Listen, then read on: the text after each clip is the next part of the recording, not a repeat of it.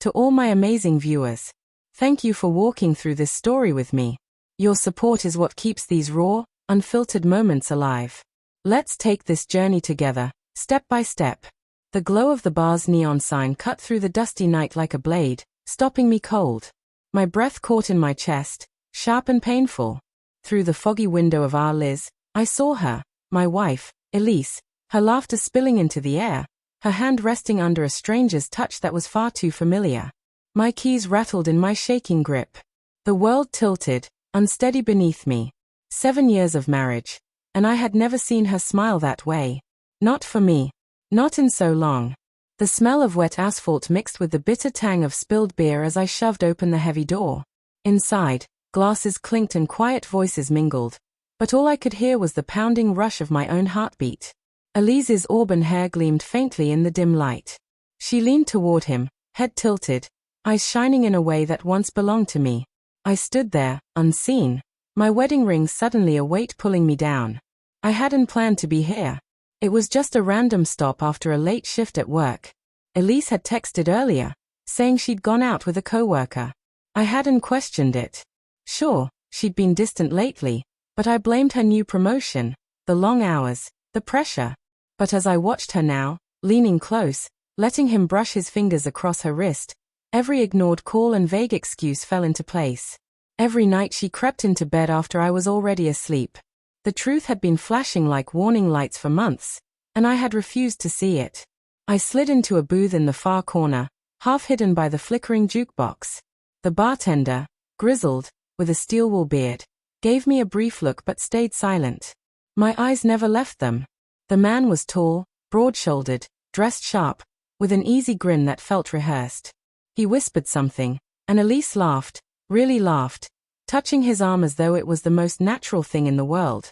My stomach turned, bile rising in my throat. I wanted to confront them, to shout, to demand answers. But my legs refused to move, as though bolted to the floor. Was it the truth I feared, or losing her for good? Memories stabbed through me. Our first date in that tiny Italian restaurant, the shy smile she gave me across the table. The way she clung to me as we said our vows beneath a sky of stars, promising forever. Some part of me still wanted to believe this wasn't what it looked like. That he was just a coworker, just a friend. But then he tucked a stray lock of hair behind her ear, her cheeks flushed, and the last fragile lie I'd been holding on to shattered. I ordered a whiskey and let it sit in my hand, untouched, as I studied them like evidence in a case I didn't want to solve. The way she leaned in, the way she didn't pull back from his touch, it was too practiced, too easy. My mind spun backward through every night she worked late, every time she hit her phone, every excuse I swallowed without question. I told myself trust was enough, that love was enough. But trust, I realized, was a house built on sand, and the tide was already at my feet. The jukebox switched to a slow, aching tune, and I caught fragments of their conversation through the hum of the bar. "You're overthinking it," he said softly, teasing. Elise's answer was too quiet to catch, but her smile was sharp, almost secret. I tightened my grip on the glass, its chill biting into my palm. My wedding ring gleamed under the amber bar light, suddenly heavy, almost unbearable. It felt like a chain now, a relic of a vow already broken. I couldn't stay in the shadows any longer. My body moved before my mind caught up, pulling me toward their table. The room seemed to shrink with every step, the noise dulling, the air thick and heavy with what was about to happen. Elise spotted me first. Her smile faltered, her laugh cut short.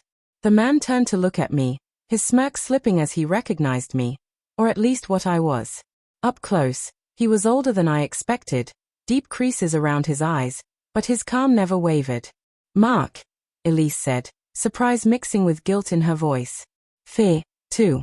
What are you doing here?" My heart pounded so hard it felt like it might break through my ribs. The words tangled in my throat before I finally got them out. "I should ask you the same thing," I said, my voice steady even as my insides twisted. My gaze shifted to him. "Who's this?" She hesitated, clutching her wine glass a little too tight. "This is David. From work." The lie was so thin it barely held together. David held out a hand. I didn't take it. My eyes stayed locked on Elise, who looked away. That was all I needed to know. No excuses, no justifications, just the brutal, undeniable truth. Work? Who? My voice was low, sharp. Funny. You've never mentioned him. The space between us seemed to hum with electricity. David lowered his hand, watching carefully, saying nothing. Mark, let's step outside, Elise said, her voice cracking. She stood and reached for me, but I pulled back. My fingers found my wedding ring and twisted it off. The cold metal felt heavier than it ever had before. I held it out to her. Keep it, I said, my voice breaking despite myself. You don't seem to need it anymore. Her face collapsed, tears shining in her eyes, but she didn't reach for the ring. Mark, please. It's not what you think. Then what is it? My voice came out louder than I intended, and heads turned from nearby tables. Explain it to me, Elise. Tell me why you're sitting here with him, laughing, touching him, when you're supposed to be my wife. David stood, jaw tight. Hey, man, calm down. Don't. I cut him off, glaring at him. This isn't about you. Not yet. Elise was crying openly now, but her silence was louder than anything she could have said. She didn't deny it. And that silence sliced through me worse than any confession. I placed the ring on the table. The soft sound it made seemed to echo in the whole bar. I trusted you, I said quietly. I loved you. I turned and walked toward the door, my chest feeling hollow. But her voice stopped me. Mark, wait. I looked back.